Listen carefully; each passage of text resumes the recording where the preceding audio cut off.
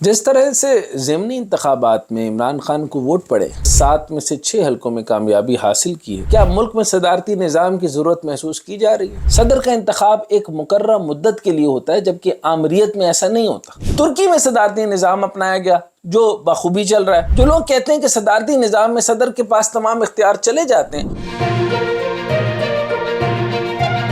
السلام علیکم، میں ہوں ڈاکٹر حسنین جاوید اور آپ دیکھ رہے ہیں میرا ڈیجیٹل چینل۔ جس طرح سے ضمنی انتخابات میں عمران خان کو ووٹ پڑے اور جس طرح سے اس نے 7 میں سے 6 حلقوں میں کامیابی حاصل کی ہے، تو اس کے ساتھ ہی یہ سوال ابھر رہا ہے کہ کیا ملک میں صدارتی نظام کی ضرورت محسوس کی جا رہی ہے؟ کیا یہ ممکن ہے کہ اگر عمران خان 2/3 اکثریت سے الیکشن جیت جائے تو آئین میں صدارتی نظام کے لیے ترامیم کی جا سکتی؟ صدارتی نظام کیا ہے اور کیا یہ پاکستان میں بھی آزمایا جا سکتا ہے؟ آج ہم اس پر بات کریں گے۔ اگر دنیا میں نظر دوڑاتے ہیں تو امریکہ، چین، روس اور فرانس سمیت بڑی طاقتوں کے پاس صدارتی طرز حکومت ہے۔ پارلیمانی جمہوریت کی طرح صدارتی نظام بھی ایک جمہوری نظام ہے۔ صدارتی نظام میں صدر کا انتخاب براہ راست لوگوں کے ذریعے یا الیکٹورل کالج کے ذریعے کیا جاتا ہے۔ الیکٹورل کالج سے منتخب ہونے کا مطلب یہ ہے کہ ہر صدارتی امیدوار کے یا اس کی پارٹی کے نمائندوں کو ووٹ پڑتے ہیں۔ جس کے زیادہ نمائندے جیت گئے وہی صدر کا امیدوار بن جاتا ہے، اور یہ بھی ضروری نہیں کہ جس شخص کو زیادہ پاپولر ووٹ ملے وہی صدر بنے، بلکہ صدر بننے کے لیے زیادہ الیکٹورل ووٹس لینے ہوتے ہیں۔ تو یہ بھی ایک بہترین جمہوری نظام ہے، یعنی صدر کسی ڈکٹیٹر کے برعکس آئین اور قانون سے اپنا اختیار حاصل کرتا ہے۔ صدر کا انتخاب ایک مقررہ مدت کے لیے ہوتا ہے، جبکہ عامریت میں ایسا نہیں ہوتا۔ صدارتی نظام کے لیے جو سب سے بڑی دلیل دی جاتی ہے وہ یہ ہے کہ یہ نظام فیصلہ سازی کے عمل کو بہت آسان بنا دیتا ہے، اور یہ کہ یہ زیادہ مستحکم اور حکومتی پالیسیوں کے تسلسل کو یقینی بناتا ہے۔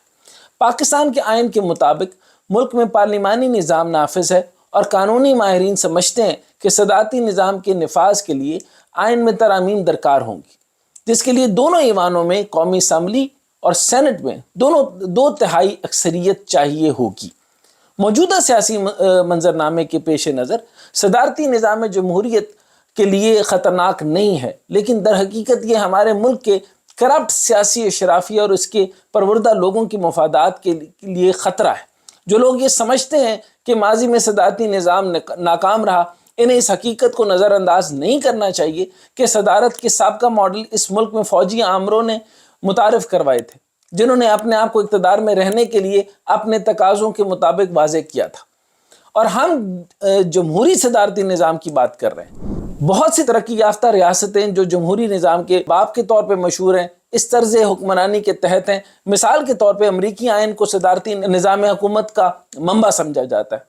اس نے پچھلے 2 صدیوں سے زیادہ عرصے میں اچھی طرح سے کام کیا، اور اس نظام کو 20ویں صدی میں امریکہ کو ایک مضبوط ملک اور عالمی طاقت بنانے کی ایک اہم وجہ سمجھا جاتا ہے۔ 19ویں اور 20ویں صدی میں امریکی زیر اثر آنے والے ممالک میں امریکی آئینی ماڈل کی پیروی کی جاتی ہے، اور اس کے علاوہ چین کی مثال ہمارے سامنے، وہاں بھی صدارتی نظام ہے اور دنیا کی سب سے بڑی معیشت بن کر ابھرا ہے۔ ترکی میں صدارتی نظام اپنایا گیا جو بخوبی چل رہا ہے۔ جو لوگ کہتے ہیں کہ صدارتی نظام میں صدر کے پاس تمام اختیار چلے جاتے ہیں اور وہ کسی کا جواب دہ نہیں ہوتا، تو یہ سراسر غلط ہے۔ صدارتی نظام میں بھی جواب دہ ہوتا ہے، اور امریکہ میں صدر کا مواخذہ کرنے کا پورا نظام موجود ہے۔ وہاں کانگریس موجود ہے، یہ صدر کے ذریعے طے شدہ معاہدے کی توثیق کرنے سے انکار کر سکتا ہے۔ اس کے علاوہ سپریم کورٹ صدارتی کارروائی کو آئین کے منافی قرار دے سکتی ہے۔ اگر یہ آئین کے خلاف ہو تو جو لوگ صدارتی نظام کو ڈکٹیٹرشپ کہتے ہیں، وہ دراصل ان حقائق کو جان بوجھ کر چھپاتے ہیں کہ صدر آئین اور قانون کی طرف سے دیے گئے اختیارات کے دائرے میں رہنے کا پابند ہوتا ہے، اور اس سے تجاوز نہیں کر سکتا۔ اس نظام میں بہترین گورننس کر سکتا ہے۔ اس کی کرسی خطرے میں نہیں ہوتی، اور کوئی بھی لوگوں کو خرید کر ووٹ آف نو کانفیڈنس لے کر نہیں آئے گا۔ اس لیے کوئی اسے بلیک میل نہیں کر سکتا۔ صدر اور پارلیمنٹ ایک دوسرے پر نظر رکھتے ہیں، جو اس سے طاقت کا غلط استعمال نہیں ہوتا۔ یہ وہی طریقہ کار ہے جس سے کسی بھی طرح سے طاقت کا غلط استعمال نہیں ہوتا۔ صدارتی نظام پر جو سب سے بڑا اعتراض ہے وہ یہ ہے کہ یہ نظام لچکدار بھی نہیں ہوتا۔ اس کا مطلب یہ ہے کہ چاہے کچھ بھی ہو جائے، ورلڈ وار ہی کیوں نہ شروع ہو جائے، اس میں حکومت کی مدت نہیں بڑھ سکتی، اور ہر صورت الیکشن اپنے وقت پر ہوتا ہے۔ جیسے کہ ورلڈ وار 2 کے دوران امریکہ میں 2 بار الیکشن ہوئے، جبکہ برطانیہ میں حکومت کی مدت بڑھا دی گئی تھی۔ کیونکہ وہاں پر پارلیمانی نظام تھا، یعنی صدارتی نظام بھی بہترین جمہوری نظام ہے۔ دنیا کی تمام طاقتوں میں صدارتی نظام ہی قائم ہے۔ اس نظام کو آپ نے جس طرح دیکھا کہ اور جو آپ تسلسل دیکھ رہے ہیں اور جو آپ نظام دیکھ رہے ہیں، تو آج ہم نے آپ کے سامنے یہ رکھ دیا کہ صدارتی نظام کو پرکھیں، سمجھیں اور اس کو آئین کے لینس کے اندر بھی دیکھ لیں۔ آپ دیکھیں کہ یہ طریقہ کار کس طرح ہے۔ جس طریقے سے پاکستانی نظام کے اندر نظام جمہوریت جس کو کہتے ہیں یا پارلیمانی نظام کہتے ہیں، اس کے اندر تو سیدھا سیدھا آپ جو ہیں وہ سیٹوں کے ریٹ لگ رہے ہیں، ایم این او کے ریٹ لگ رہے ہیں، ایم پی ایس کے ریٹ لگ رہے ہیں، سینٹ کے جو ہے وہ آپ جو اگر کچھ نہیں بن سکتا تو اس سے زیادہ پیسے لے لیے جاتے ہیں۔ یعنی آپ سادہ سا نظام ہے، اب تو پوری دنیا کو پتہ ہے کہ پاکستان میں ایسا نظام چلتا ہے، یا انڈیا میں بھی چلتا ہی ہوگا، کہ 25 کروڑ سے شروع ہوتا ہے، 50 کروڑ، اور اب پچھلے دنوں میں نے دیکھا کہ 70 کروڑ تک آپ کی سینٹ کی ٹکٹ بک رہی ہے۔ اور جس نے پوری عمر کام کرتے رہے اور جس طرح کا بھی آپ کا رائٹ لیفٹ جس طرح اوپر نیچے جیسا کام کیا، اس کو آپ نے سینٹ سے نواز دیا۔ سینٹ ایک قانون ساز اسمبلی ہے جہاں پر نظام بنتے ہیں، جہاں پہ طریقہ کار بنتا ہے، جہاں پہ اصطلاحات ہوتی ہیں، جہاں پر ریفارمز ہوتی ہیں، جہاں پہ پالیسی بنتی ہے اور جہاں پالیسی کی ترامیم ہوتی ہیں۔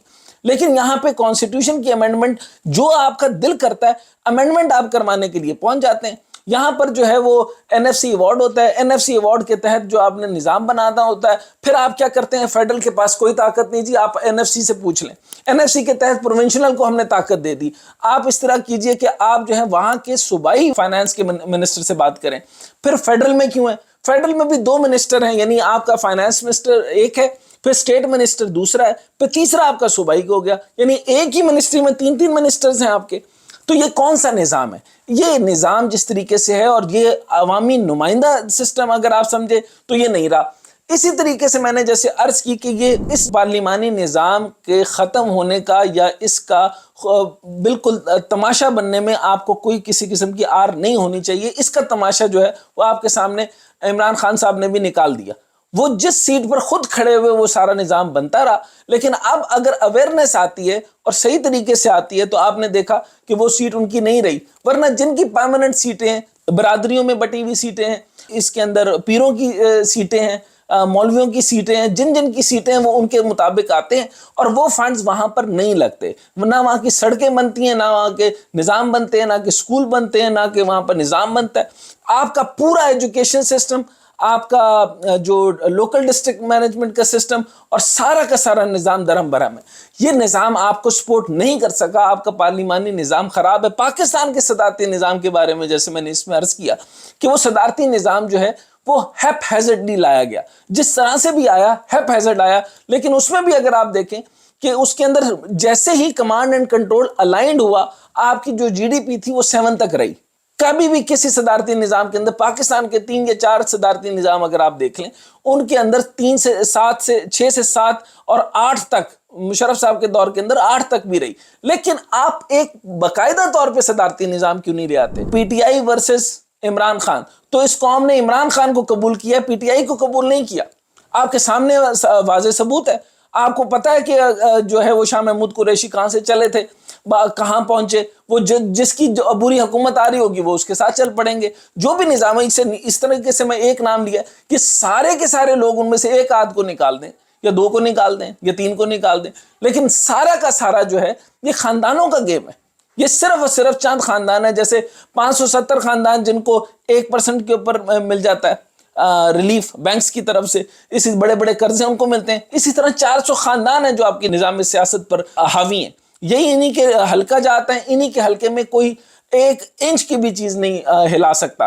انہی کو ووٹ پڑنے، تو ووٹ تو شاہ محمود دا۔ لیکن اس دفعہ یہ جو میں اکثر مزاح سناتا ہوتا تھا کہ کچھ ہو جائے دنیا کی، وہ یعنی ایک خاتون تھی، اس نے کہا کہ نظام برباد تھی گئے، دل کلیجہ خراب تھی گئے اور سارا میرا خاندان برباد تھی گئے، تو بی بی ووٹ کس کو دیتی؟ ووٹ تو شاہ محمود دا۔ تو وہ جو ووٹ شاہ محمود دا ہے، وہ اس دفعہ اس چیز کو جو ہے وہ بڑی ضرب لگی ہے اور وہ ختم ہو گیا۔ تو اب یہ P T I versus Imran Khan ہو چکا ہے، اور عمران خان صاحب کے لیے یہ استدعا میں نے پہلی پریامبل کے طور پہ رکھ دی ہے۔ اس کی آئینی قانونی حیثیتیں بھی ہم آپ کے سامنے رکھیں گے، لیکن صدارتی نظام کی طرف سوچنا ہوگا۔ یہ کلیئر کٹ آپ کو بتا دیا گیا ہے کہ لوگ جو ہیں وہ آپ کو سننا چاہتے ہیں، آپ کا مینیفیسٹو سننا چاہتے ہیں، آپ جس بھی پوزیشن کے لیے اپنا بندہ کھڑا کریں، شیڈو منسٹرز بنائیں، شیڈو منسٹر کے بعد آپ جس کو بھی بنانا چاہتے ہیں وہ اپنا مینیفیسٹو رکھے گا میرٹ پہ آئے گا، وہ میرٹ پہ اس کو وہاں پر بٹھایا جائے گا، پاکستان کی معیشت بھی درست، ریاست بھی درست، سیاست بھی درست اور نظام بھی درست. Thank you.